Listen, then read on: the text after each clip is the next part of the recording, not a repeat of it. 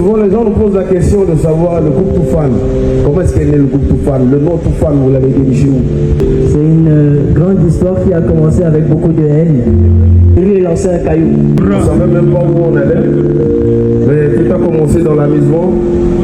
Et dans l'amusement, de l'amusement, c'est passé au sérieux. Et là, après 20 ans, on se tient encore devant vous. Pour vous dire que c'est toujours le début du commencement. Pour ceux qui connaissent bien le groupe Toufan, cette phrase est la phrase mythique.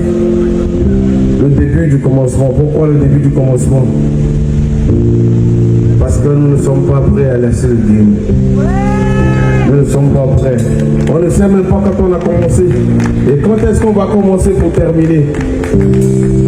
Donc, encore ce soir, grand merci à cette nation qui nous a vu naître. Grand merci. Je n'ai pas les mots pour vous remercier. Mais là, je m'en vais vous parler de groupe Toufan. Baraba, tu vas parler aussi, hein? On va se dire des vérités ici ce soir. Parce que là, vous voyez Toufan aujourd'hui, on chante, c'est pas normal, télé, c'est bien beau, on fait des clips, on voyage beaucoup. Quand on fait des vidéos, on est dans les grands hôtels, on dit, ah, les Toufan, c'est bien, ils ont réussi leur vie. Mais vous n'avez pas connu les moments difficiles du groupe Toufan. Et ce soir, Baraba, c'est moi, on tient à vous raconter ne serait-ce une partie de ce que nous avons vécu, nos défis, nos obstacles. Et voilà, vous racontez aussi nos joies. Vous connaissez déjà les joies.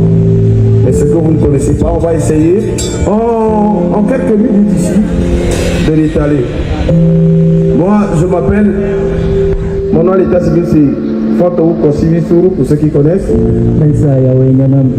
Voilà. Je te laisse dire au public comment on s'est rencontrés, au moins. Ben, je crois que pour ceux qui nous suivent depuis savent comment Master et moi on s'est rencontrés. C'est une grande histoire qui a commencé avec beaucoup de haine. Haine dans la mesure où moi j'habitais à Toukouan Séminaire, c'était le quartier de mes parents. Et on aimait jouer au foot, on ne rêvait pas forcément musique. Mastadia s'est arrivé avec une grosse guitare. Et les enfants se sont écartés de moi. Ils ont vu le nouveau. Le nouveau, c'était la guitare. Pour eux, ils n'avaient jamais vu ça. Et j'étais tellement énervé que je me suis dit, mais d'où vient ce petit avec sa grosse tête là pour venir éloigner les jeunes de moi? Donc je lui ai lancé un caillou. Heureusement que le caillou ne l'a pas touché. Et du coup, ses parents sont venus voir mes parents. Et notre histoire a commencé aujourd'hui, je ne sais même plus combien d'années ça dure, on est ensemble depuis, je sais pas. Ouais. Si on a 20 ans de carrière, on doit avoir peut-être 30 ans d'amitié, je crois. Ouais.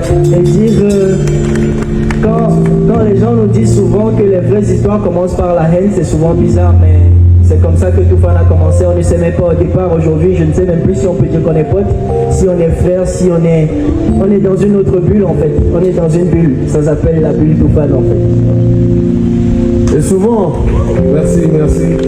Souvent les gens nous posent la question de savoir le groupe Toufan. Comment est-ce qu'est né le groupe Toufan? Le nom Toufan, vous l'avez dirigé où? En réalité, Toufan, c'est le titre d'un film indien. Et l'acteur principal du film s'appelle Amitabh Bachchan. Et dans le film, le mec, il est comme Superman, il vient en aide aux villageois qui étaient en détresse, persécutés par des voleurs, des bandits. Et nous, quand on était tout petits, on était tellement fascinés par ce film qu'on le regardait tous les jours. C'est-à-dire que dans la journée, il y a 1 heure, et le film dure 3 heures. Donc, on avait la cassette, on mettait le film, et 3 heures pour Toufan tous les jours. Et tellement fasciné par le film, tout ce qu'on faisait à l'époque était en Toufan. On avait une équipe de foot Toufan, on avait un club de danse Toufan, toujours dans l'amusement. Et en 2005, quand les éperviers du Togo, avec le capitaine Emmanuel Adebayor, ont commencé à émerveiller tout un peuple, le Togo a commencé à gagner des matchs comme il ne l'avait fait auparavant. Ils enchaînaient des victoires, ils gagnaient avec de la manière. Et nous, on a décidé comme ça, dans l'amusement, de faire un morceau pour les éperviers. Parce qu'on s'amusait déjà à faire des morceaux dans des studios. On va revenir là-dessus, mais c'est grâce à ce morceau, Épervier au Bragada, en 2005, que nous arrivons sur la scène.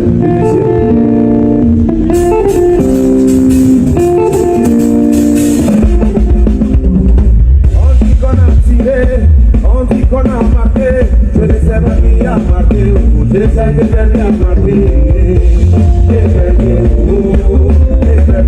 venait de créer quelque chose que nous-mêmes on n'avait pas les clés pour gérer. Parce que je me souviens qu'on jouait encore au foot tout seul devant nos portails. Et quand les éperviers avaient match, cette chanson était devenue l'hymne national de tout un pays. Toutes les victoires du Togo se célébraient devant notre maison à Toko Séminaire. Mais on ne savait vraiment pas si on allait être chanteur ou ce qu'on allait faire de nos vies. Parce qu'on était dans un test en fait. On avait la matière, mais on ne savait pas si on voulait faire ce métier ou bien s'amuser. Et de là, on a compris qu'on a quelque chose. Et on a continué. En réalité, c'est vrai. Et on ne peut pas parler de nos débuts sans vous parler de notre troisième All One. Parce que ceux qui connaissent vraiment le groupe Toufan savent que Toufan, au tout début, ils étaient 3. Ensemble avec All One, on a fait ce morceau. Ensuite, on a enchaîné avec un second, toujours pour les éperviers, qui a cartonné. Et ensuite, on se rend compte qu'on devient la mascotte de l'équipe nationale. Et après, on nous invite à accompagner l'équipe nationale à la Coupe du Monde. Et je me rappelle, moi, je devais passer le bac. Et je me rappelle bien, je posais des questions à mes amis. Ah, la Coupe du Monde, c'est en juin. Le bac, c'est en juin. Je fais comment? Je pars à la Coupe du Monde ou je pars au bac? On me dit, mais toi, tu es normal. La Coupe du Monde, tu es normal. Le bac, tu peux le faire l'année prochaine. La Coupe du Monde, ça peut ne plus arriver dans l'histoire du Togo. Et on te demande d'aller à la Coupe du Monde. Tu viens me poser la question. Pareil pour Barabas. Et on décide d'accompagner les éperviers. On part en Allemagne en 2006. Et ce que vous ne connaissez pas, c'est qu'on est rentré à 2. Et quand on est rentré, à l'époque, quand on allait sur les plateaux, les gens nous posaient la question, où est votre troisième? Non, on créait des histoires. Hein. Non, bon, il a décidé de faire ceci. Mais on savait dans notre cœur qu'on montait. Mais aujourd'hui, on vous dit la vérité. Arrivé en Allemagne, un soir, on avait programmé aller découvrir Paris aussi, parce que c'était notre première fois de visiter l'Europe. Et le soir, là, il est allé voir un de ses oncles et il n'est plus rentré. Donc c'est un choix, il a fait un choix de vie. Et il fallait nous voir, Barabas et moi, dans la chambre le soir là. Moi, je ne peux jamais oublier le soir là. On était là, tous deux, dans la même chambre, on se parlait. Qu'est-ce qu'on va aller dire à ses parents? Parce que pour nous, personne n'était au courant. Ah, Barabas. Baba dit, oh, c'est bien là. Oh, c'est même mieux. Maintenant, on est deux. Le cachet va nous suffire.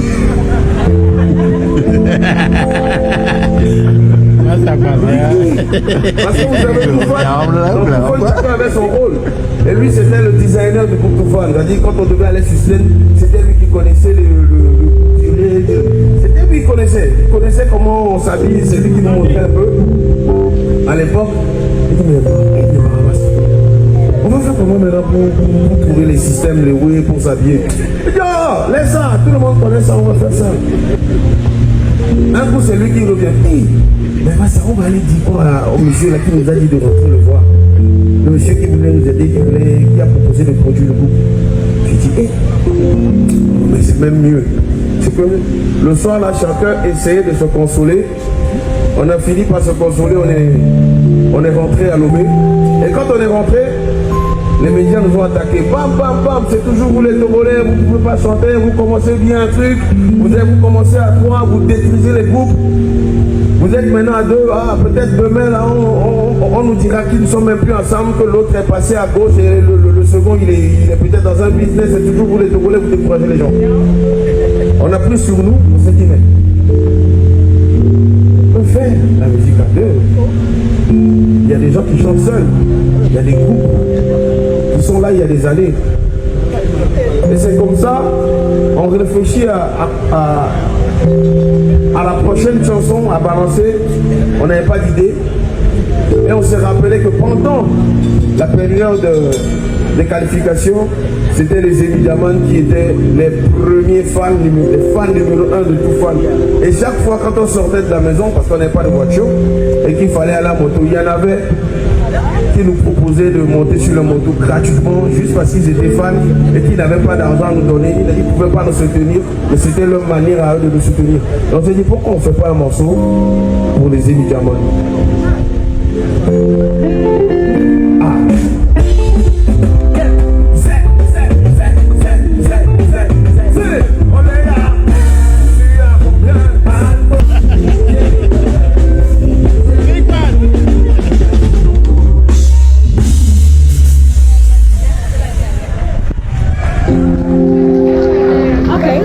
Et là, on rebondit.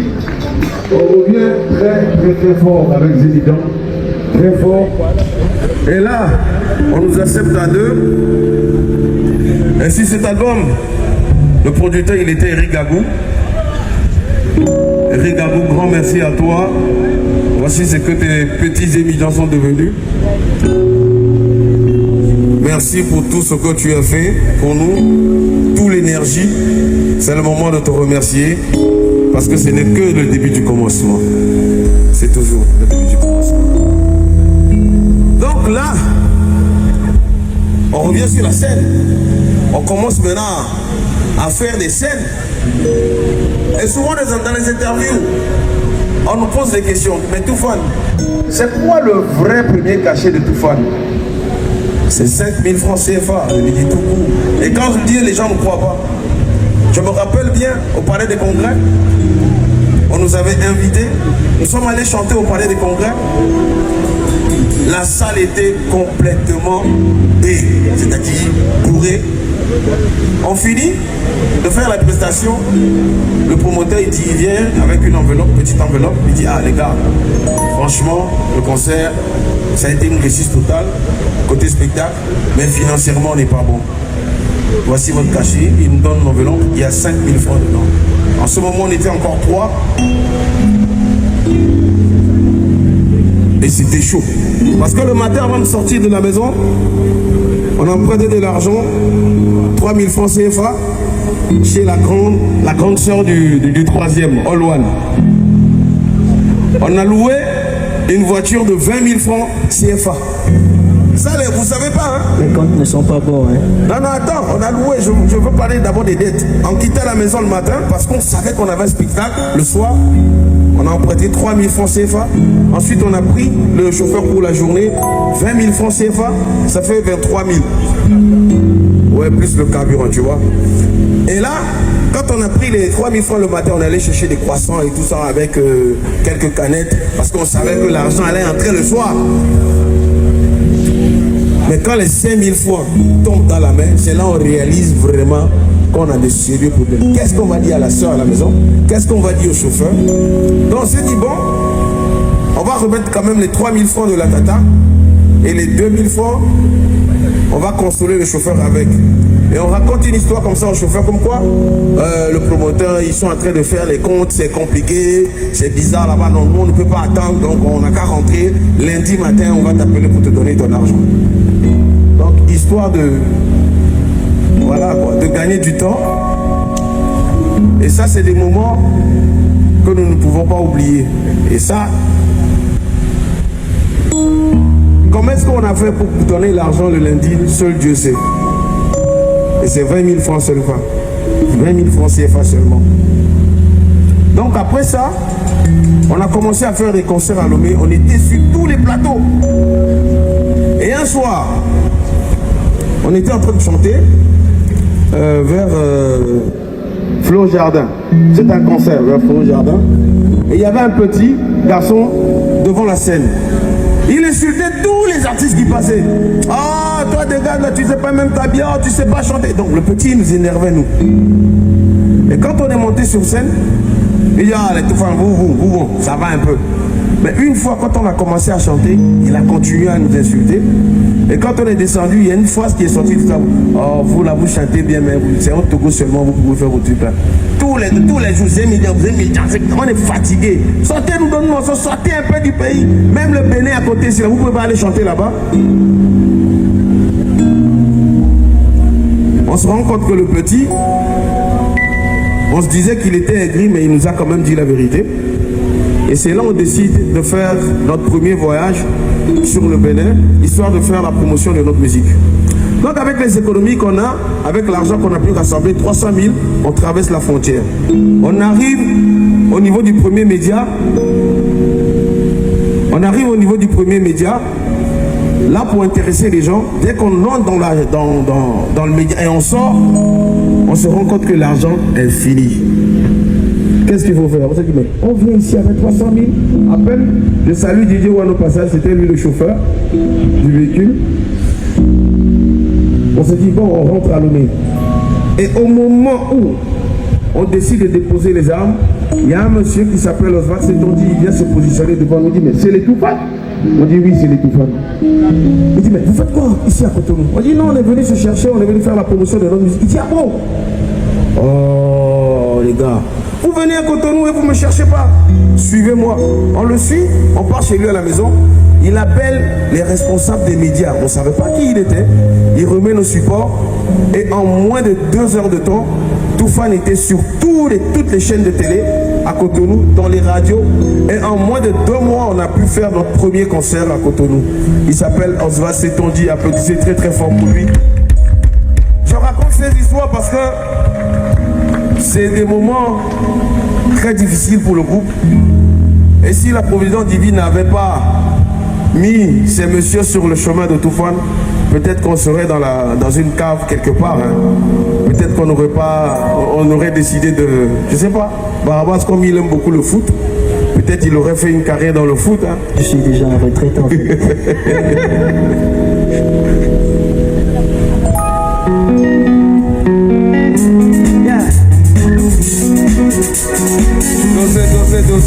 Dosez. Vous connaissez ce qui arrive? Vous connaissez? Ok. Vous allez chanter s'il vous plaît. La musique a démarré, on est parti pour vous. Allez, c'est vous. Venez.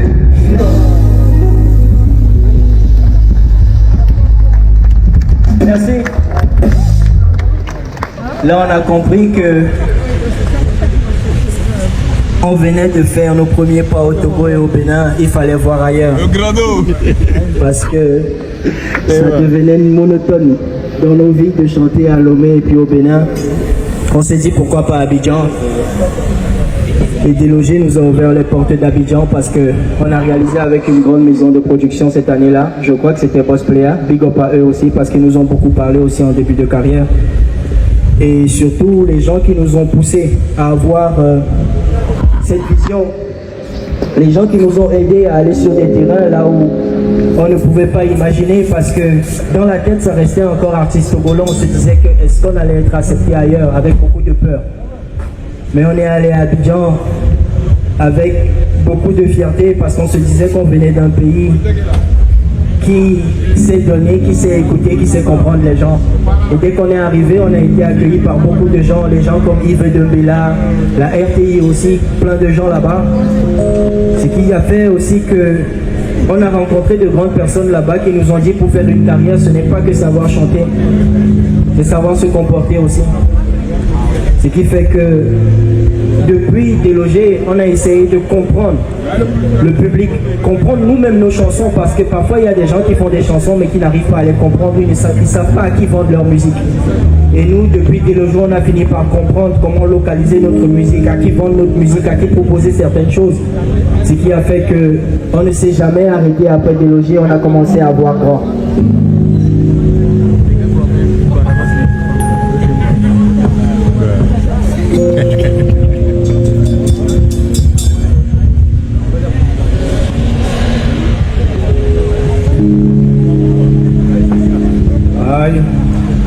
Vous savez, quand on arrivait ici ce soir, on n'avait pas du tout idée de ce qu'on allait venir vous raconter. Donc je dis, c'est une histoire, je la connais. Racontons-la, improvisons. Et nous sommes en pure improvisation. Laissez-moi vous dire qu'avant d'aller à Abidjan, il y a une réalité. On a compris que on ne pouvait rien faire tout seul et qu'il fallait compter sur les gens pour arriver. On a compris qu'on était trop faible parce qu'au Togo, il y a trop de talent. Il y a trop de bons chanteurs. Trop, il y en a trop. Et Toufan n'est pas le meilleur chanteur du Togo. On a compris tout de suite que ce qu'il nous faut, c'est de l'énergie, l'endurance, la résistance. Parce qu'on s'est dit, là où les autres sont arrivés en 2 semaines, nous arriverons là-bas en 6 mois. Ce qui est sûr, on va arriver. Là où ils sont arrivés en 1 an, nous allons arriver en 10 ans. Ce qui est sûr, nous aussi on va arriver. Et gare à eux, s'ils sont arrivés à 1 an et ils se sont arrêtés, dans 20 ans on va les dépasser. On a encore de l'énergie pour faire 40 ans.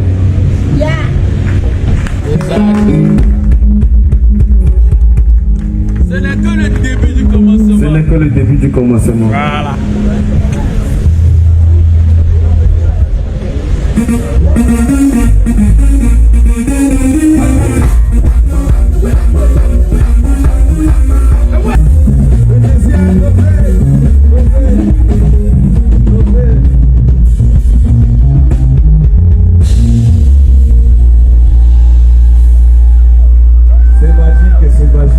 Vous savez, j'aime bien raconter des anecdotes.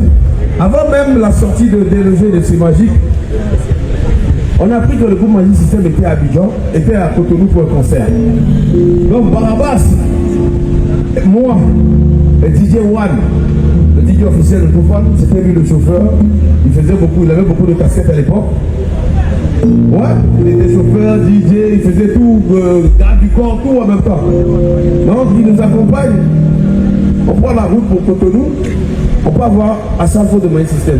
On lui dit, vieux père, écoute un peu la musique que tes enfants sont en train de faire. On a envie de faire une carrière comme vous. À Sanfo écoute la musique, il dit, hé, les jeunes, vous chantez bien, hein, mais vos morceaux là sont trop longs. Parce que dans les médias, là, dans les médias de chez nous là-bas, on ne peut pas passer plus de 1 minute 30. Alors que vous, le morceau, il commence à être intéressant à partir de 3 minutes. Le mieux, c'est de ramener la fin au début et de l'arrêter à 3 minutes tout au plus.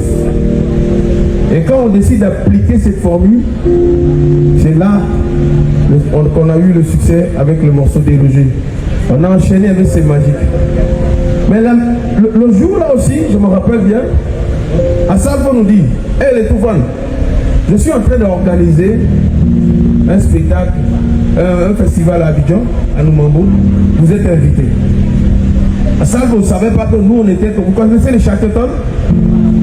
Toufan c'est Châteton, hein? Ne nous fait pas de promesses. Assalvo nous promet de nous faire chanter au FEMUA et lui-même il avait oublié. Donc il était à Abidjan, on a cherché les moyens nous-mêmes, on est arrivé à Abidjan. On arrive à Abidjan, on le cherche pendant 1 semaine et le jour où on décide de partir, on va à l'hôtel Ivoire, avec nos bagages, on sait, ils nous voient, ils disent, mais c'est qui ça? Ceux-là, ils ne sont pas invités, mais c'est tout fan. On dit oui. Il dit, ah, vous êtes arrivé. Il dit, vieux père, c'est toi-même qui nous a dit de s'accrocher, donc on s'est accroché, on est arrivé. Il dit, ah, j'oublie le nom du manager. Aziz. Ah, Aziz. C'est moi. C'est Aziz. Il dit, Aziz, s'il te plaît, occupe-toi de la chambre des Toufan. Vous savez, les managers, ils n'aiment pas certaines choses. Quand le manager a prévu son truc, il ne faut pas que des implus, des ça profitent, comme les Toufan viennent gâter. Donc quand on arrive, il a essayé de nous trouver une chambre. On était 3, avec Wilfried Le Saint, le manager à l'époque. Il nous trouve une chambre, on est dans la chambre, on dit Aziz, trouve-leur des badges pour qu'ils puissent aller manger, ils puissent prendre le bus et tout ça. Aziz ne nous a pas donné des badges. Mais comme on est tout fan, et comme on s'accroche, on ne baisse jamais les bras, on est devenu amis avec tous les musiciens parce que c'est la seule eux. Quand on va vous chasser, c'est eux qui vont dire non, on les connaît. C'est pour dire à nos jeunes frères artistes là, quand on a trop de chasser là, quand on a chassé aussi les tout fans. On nous a chassés, on nous a trop chassés dans notre carrière. Donc quand on arrive, auprès du bus, dans le portier, hey, monsieur, vous n'avez pas vos badges. Il dit non, c'est des misères, chanteurs, laissez-les. C'est comme ça, on a fait tout le séjour avec les gars. Et le jour même du spectacle, on n'avait pas de badge. Donc pour monter dans le véhicule, pour aller à la cérémonie, il te fallait obligatoirement le badge. Et là, le gars de la sécurité dit, les gars, vraiment, ça fait 2 jours très ensemble, je reconnais les têtes, mais je ne peux pas vous laisser passer.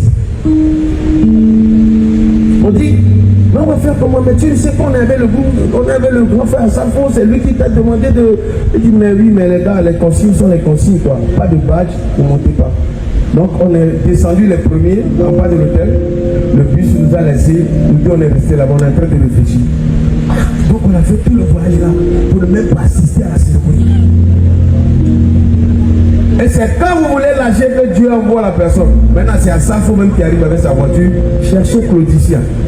Donc il nous voit dehors, il dit, mais les tout fois vous n'êtes pas à la cérémonie. On dit, vieux père, on n'a pas de badge. Mais comment vous n'avez pas de badge? Assis, vous n'a pas donné de badge. On dit, vieux père, il ne nous a pas donné. Et Claudie c'est aussi, ah c'est les tout fans, non, vous faites quoi ici? Et on n'a pas de badge. Et ok, montez dans le véhicule. Je me rappelle bien, il avait une Touareg, je ne peux pas oublier. On est monté derrière, Claudie est monté devant. Donc là, on arrive. Maintenant sur les lieux de cérémonie du FEMUA, il y avait toute la presse. A dit d'ici et de là-bas, tout mélangé. Tout ce que vous pouvez imaginer, de là-bas et ici. Ah! Donc quand je vois Canal+, je vois TV5 Monde, je vois les bravas. On n'est jamais sorti sur les médias là. Tu sais ce qui va se passer? Donc quand Safo sort du véhicule, il est là. Claudie est là. C'est-à-dire que si tu es derrière Safo là, si sa tête est ici là, il faut que si sa tête est là, il faut que ta tête soit à côté. Si Claudie est là, il faut que ma tête soit à côté. Dans toutes les photos qui vont sortir là, nous on ne va pas chanter, mais on va connaître c'est qui les deux garçons là ici aujourd'hui. On doit figurer dans toutes les photos. Donc il faut nous voir comme ça. Non, à Safo marche, je suis là comme ça, biaisé. Mais les danseurs de tout fond là, ils font ça aujourd'hui. Quand on veut faire les photos, quand vous les mettez derrière là, il y en a qui sortent comme ça parce que pourquoi le victeur veut nous cacher? Non, on est passé par là aussi. Je veux que vous sachiez qu'on est passé par là. Dans toutes les photos, je dis tous les magazines qui ont posté, qui ont mis en couverture la photo de Claudie à Safo. Si vous allez vérifier, vous allez voir la tête de Barabas et Massadia, c'est à côté. Ça ne nous a pas loupé. Et on finit la cérémonie. On n'a pas pu chanter parce qu'on n'était pas officiellement invités. On est rentré quand même à Lomé. Donc les gens ont vu les photos. On nous appelle en interne. Les tout fans, c'était comment? Ah, ouais, vous avez vu? Vous avez vu ce qui s'est passé? Parce qu'on va comparer. On était là-bas. Donc c'est un peu ça, c'est juste pour vous dire qu'il ne faut jamais baisser les bras dans la vie et qu'il faut toujours s'accrocher. Ensuite, le morceau d'Élogie est venu confirmer, c'est Magique à confirmer, et l'année d'après, on a été invité officiellement au FEMUA. On est venu nous accueillir à l'aéroport. Et la famille, on va tous ensemble ici ce soir remercier le docteur Kodom. Parce qu'à un moment donné dans notre carrière, il a été le scientifique qui a balisé le terrain. Docteur, tu es là? Docteur Kodom, tu es là? Docteur, il est là. Docteur Kodom.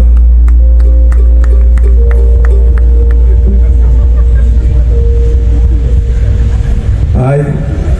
On va vous raconter une petite histoire.